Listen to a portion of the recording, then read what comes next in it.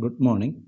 ഇന്നത്തെ ക്ലാസ്സിൽ നമ്മൾ ഡിസ്കസ് ചെയ്യുന്നത് ഒരു സ്പിയറിൻ്റെ മൊമെൻ്റ് ഓഫ് ഇനേർഷ്യ എങ്ങനെ കണ്ടുപിടിക്കുന്നതാണ്. സോളിഡ് സ്പിയറിൻ്റെ moment of inertia.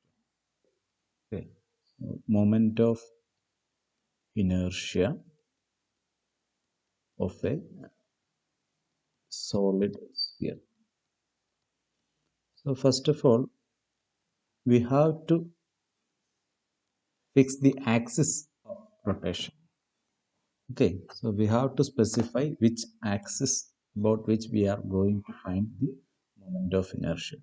So first I will consider an axis which is passing through center, an axis passing through center. Okay, so you have a sphere. Let this be the sphere.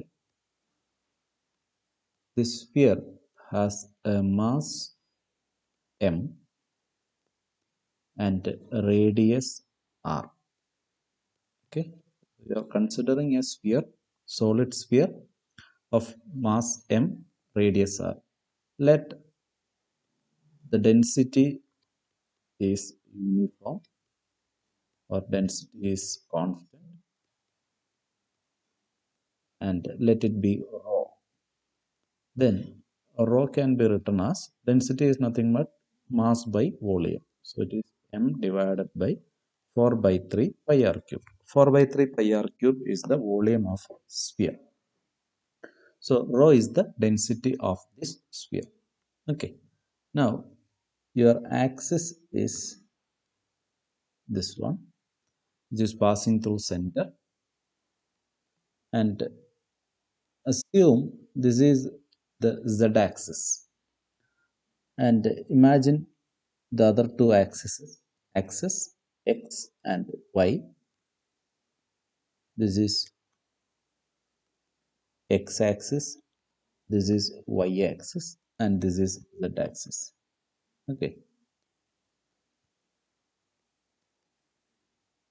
for finding the moment of inertia, the equation for finding moment of inertia is I is equal to integral dm r square, where dm is an elemental mass, and r is perpendicular distance. That term is very important. Perpendicular distance from our axis of rotation. Perpendicular distance from axis. ഏത് ആക്സിസിനെ അബൌട്ടായിട്ടാണ് നമ്മൾ evaluate ചെയ്യുന്നത്, ആ ആക്സിസിൽ നിന്ന് ആ mass എലമെന്റിലേക്കുള്ള perpendicular distance. എങ്ങനെയാണ് നമ്മൾ ഇനി ഒരു മാസ് എലമെന്റ് ചൂസ് ചെയ്യുക? ഈ എലമെന്റ്സ് കൂട്ടി വെച്ച് കഴിഞ്ഞാൽ നിങ്ങൾക്ക് ഈ സ്ഫിയർ കിട്ടുന്ന രീതിയിലാണ്. അപ്പോൾ സ്ഫിയറിനെ നിങ്ങൾ കട്ട് ചെയ്യുന്ന സമയത്ത് ഒരു പർട്ടിക്കുലർ സെഡ് ആക്സിസുമായിട്ടൊരു പർട്ടിക്കുലർ ആംഗിളിലുള്ള ഒരു സെക്ഷൻ കൺസിഡർ ചെയ്യുക. ലെറ്റ് ദിസ് ആംഗിൾ ബി തീറ്റ. അങ്ങനെയാണെങ്കിൽ ഈ സ്മോൾ ആംഗിളിന് എനിക്ക് ഡി തീറ്റ എന്ന് എടുക്കാം, ഡി തീറ്റ. ഇനി സെന്ററിൽ നിന്ന്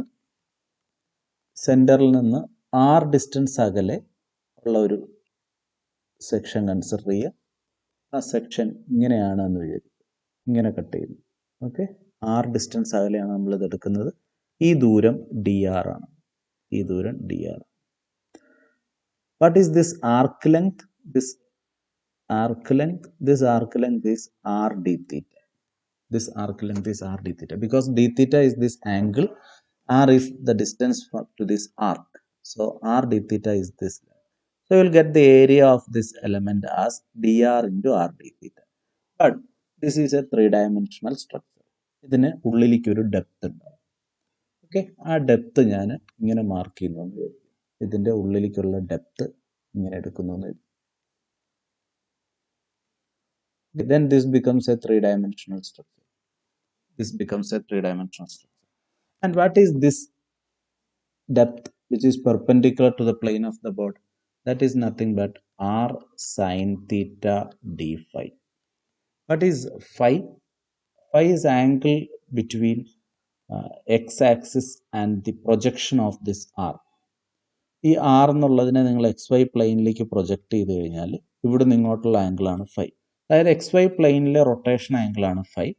നിങ്ങൾക്ക് ഈ ഡിസ്റ്റൻസ് എന്ന് പറയുന്നത്, ഇവിടുത്തെ പെർപെൻഡിക്കുലർ ഡിസ്റ്റൻസ് എന്ന് പറയുന്നത് ഈ ദൂരം r ആണെന്ന് നമ്മൾ പറഞ്ഞിരുന്നു. ഈ യെല്ലോ ലൈനിന്റെ ഡിസ്റ്റൻസ് r ആണെന്ന് പറഞ്ഞിരുന്നു.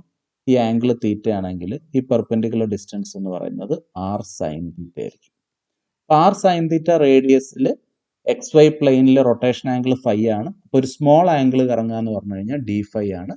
ആംഗിൾ ഇൻറ്റു റേഡിയസ് ചെയ്താൽ നിങ്ങൾക്ക് ആർക്ക് ലെങ്ത് കിട്ടും. അപ്പോൾ ഉള്ളിലേക്കുള്ള depth r sine theta D phi ആണ്. സോ 3 ഡിസ്റ്റൻസുകളാണ്. ഒന്ന് ആറിൻ്റെ പാരലായിട്ടുള്ള ഡി ആർ, പിന്നെ തീറ്റയുടെ ഇൻക്രീസിങ് ഡയറക്ഷനിൽ ആർ ഡി തീറ്റ, ദെൻ ഫൈയുടെ ഇൻക്രീസിങ് ഡയറക്ഷനിൽ r sine theta D phi. ഈ മൂന്നിൻ്റെയും കൂടെ മൾട്ടിപ്പിൾ ആണ് നിങ്ങൾക്ക് ഡി വി, ഒരു എലമെൻ്റൽ വോളിയം ഡി വി എന്ന് പറയുന്നത്. ഡി ആറിൻ്റെയും ആർ ഡി തീറ്റയുടെയും ആർ സൈൻ തീറ്റ ഡി ഫൈയുടെയും മൾട്ടിപ്പിൾ ആണ്. ഇത് നിങ്ങൾ സ്പെറിക്കൽ പോളാർ കോർഡിനേറ്റ്സ് പഠിക്കുന്ന സമയത്ത് നിങ്ങൾ വോളിയം എലമെൻ്റ് എന്ന് പറഞ്ഞ് പഠിച്ചിട്ടുണ്ടാവും. ഇത് r square sine theta D R D theta D phi. മൂന്നും കൂടെ മൾട്ടിപ്ലൈ ചെയ്തു, 2 ആർ ഉണ്ട്, അപ്പോൾ ആർ സ്ക്വയർ ആയി, സൈൻ തീറ്റ ഉണ്ട്, പിന്നെ d R D theta D phi. Volume element in spherical polar coordinate എന്ന്, ഇത് വളരെ ഫെമിലിയർ ആയിട്ടുള്ള ഒരു എക്സ്പ്രഷനാണ്, നിങ്ങൾ പഠിച്ചിട്ടുണ്ടാവും. അപ്പോൾ ആ ഒരു വോളിയം എലമെന്റിന്റെ മാസ് ആണ് നമുക്ക് വേണ്ടത്. അപ്പോൾ വോളിയം എലമെന്റ് കിട്ടിക്കഴിഞ്ഞാൽ മാസ് കിട്ടാൻ എന്ത് ചെയ്താൽ മതി? ഡി എം എന്ന് പറയുന്നതിനെ എനിക്ക് ഇങ്ങനെ എഴുതാം.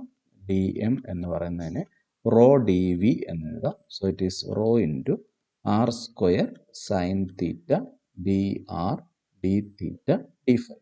This is the elemental mass. Now what is perpendicular distance? ഈ മാസ് എലമെന്റിലേക്ക് ആക്സിസിൽ നിന്നുള്ള, ഇതാണ് ആക്സിസ്, ആക്സിസിൽ നിന്നുള്ള പെർപെൻഡിക്കുലർ ഡിസ്റ്റൻസ് എന്ന് പറയുന്നത് ആർ സൈൻ തീറ്റ ആണ്. സോ ഈ ആർ സ്ക്വയർ എന്നുള്ള സ്ഥാനത്ത് നമ്മൾ എന്ത് സബ്സ്റ്റിറ്റ്യൂട്ട് ചെയ്യണം? R sine theta square.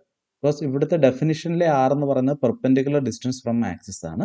ഈ ഫിഗറിൽ പെർപെൻഡിക്കുലർ ഡിസ്റ്റൻസ് ഫ്രം, ഇതാണ് നമ്മുടെ ആക്സിസ്, സെഡ് ആക്സിസ്. ഈ ആക്സിസ് എന്നുള്ള ദൂരം ആർ സൈൻ തീറ്റ ആണ്. ഓക്കെ, ഇത് മിസ്റ്റേക്ക് വരുത്താൻ സാധ്യതയുള്ള ഒരു ഏരിയയാണ്. പക്ഷെ പെർപെൻഡിക്കുലർ ഡിസ്റ്റൻസ് ആണെന്നുള്ളത് ഓർക്കുക, it is R sine theta. അത് ഇവിടെ സബ്സ്റ്റിറ്റ്യൂട്ട് ചെയ്ത് കഴിഞ്ഞാൽ നമുക്ക് ഇക്വേഷനിലേക്ക് പോവാം. I is equal to integral D M. D M is rho R square sine theta D R D theta D phi. R square എന്നുള്ള സ്ഥാനത്ത്, ആറിൻ്റെ സ്ഥാനത്ത് ഇവിടെ ആർ സൈൻ തീറ്റയാണ്. ഇനി ഇവിടെ 3 ഇൻറ്റഗ്രൽസ് ഉണ്ട്. So you have to put 3 integration symbols. ഇതിൽ ഓരോ ഇൻറ്റഗ്രലും എവിടം മുതൽ എവിടം വരെയാണ് വേരി ചെയ്യുന്നതെന്ന് നോക്കാം. നോക്കൂ, ആർ എന്ന് പറയുന്നത് ഒറിജിനിൽ നിന്ന് ഇപ്പം നമ്മൾ കൺസിഡർ ചെയ്ത എലമെന്റൽ മാസിലേക്കുള്ള ദൂരമാണ്. ഇങ്ങനത്തെ എലമെന്റൽ മാസ് ഈ സെന്റർ മുതൽ ക്യാപിറ്റൽ ആർ, സ്ഫിയറിന്റെ റേഡിയസ് ആണ് ക്യാപിറ്റൽ ആർ, അതുവരെ ഇങ്ങനത്തെ എലമെന്റ്സ് ഉണ്ട്. സോ ആറിന്റെ വാല്യൂ, സ്മോൾ ആറിന്റെ വാല്യൂ 0 മുതൽ ക്യാപിറ്റൽ ആർ വരെ ആഡ് ചെയ്യേണ്ടി വരും. തീറ്റയുടെ വാല്യൂ നമുക്ക് സെഡ് ആക്സിസിലുള്ള ഇവിടുന്ന് ഇങ്ങനെ സ്ലൈസ് ആക്കി കഴിഞ്ഞാൽ താഴെ വരെ സ്ലൈസ് ആക്കി പോകണം.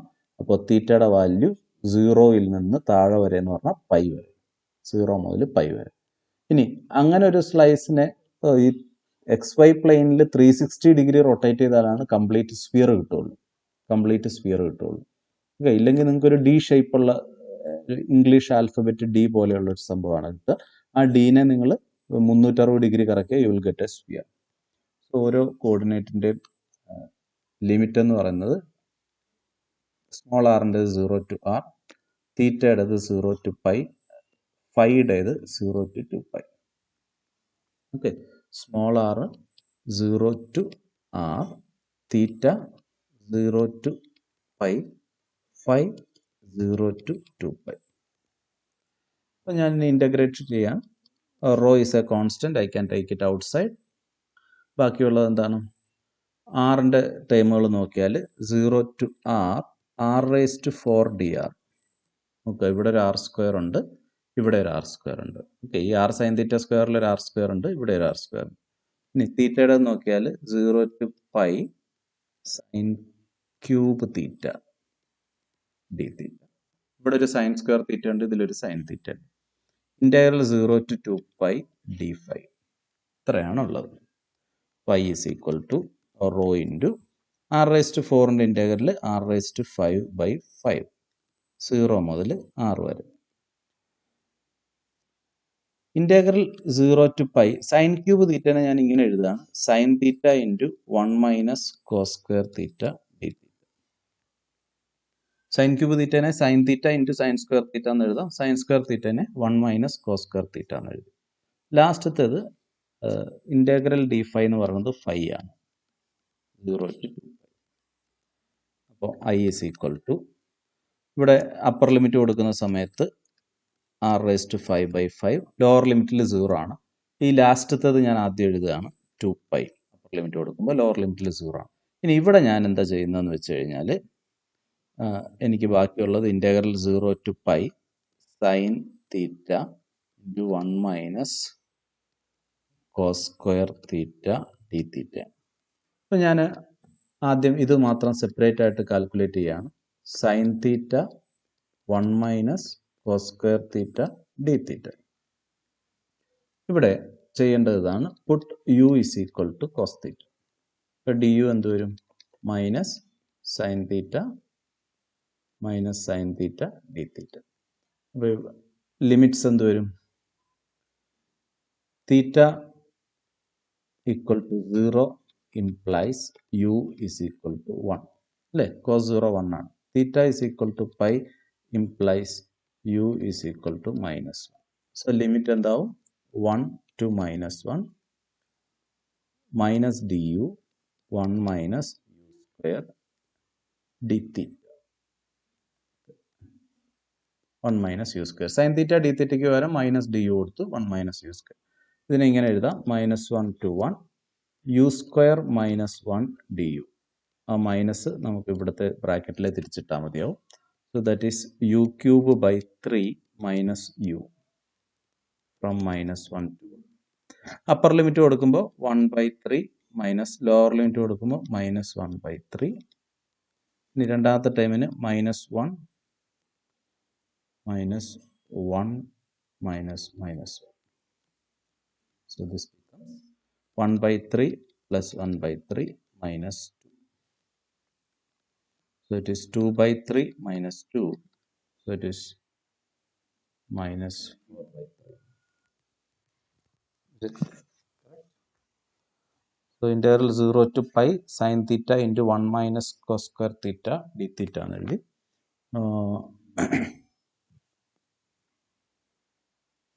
I made a mistake here. This is 1 to minus 1. This is 1 to minus 1. So this is minus 1. This is plus 1. This is minus 1. Okay. So this becomes minus 1/3 and this also is minus 1/3. This is plus 2.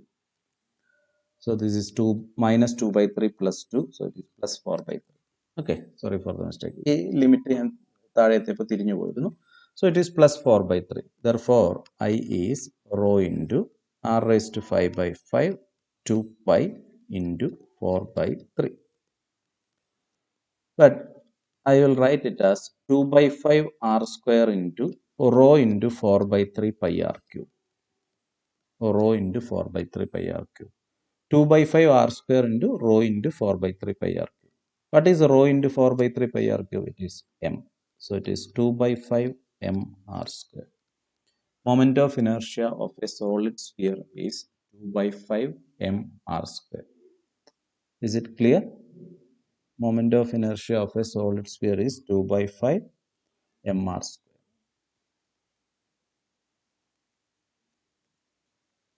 Now we will consider moment of inertia of solid sphere about a tangent. That is, you have this sphere. Your axis is this one, a tangent. You already have the answer for this axis. Now these two axes are parallel, so you can apply parallel axis theorem. This is the perpendicular distance between two axes, and that is nothing but the radius. So according to parallel axis theorem, moment of inertia about any axis is equal to sum of moment of inertia about a parallel axis which is passing through center of mass and product of the mass of the rigid body and square of the distance between the two axes. So I is equal to ICM plus MR square. Here ICM we already calculated as 2 by 5 MR square. So I is equal to 2 by 5 MR square plus MR square. Therefore I is equal to 7 by 5 MR square. 7 by 5 MR square. Okay.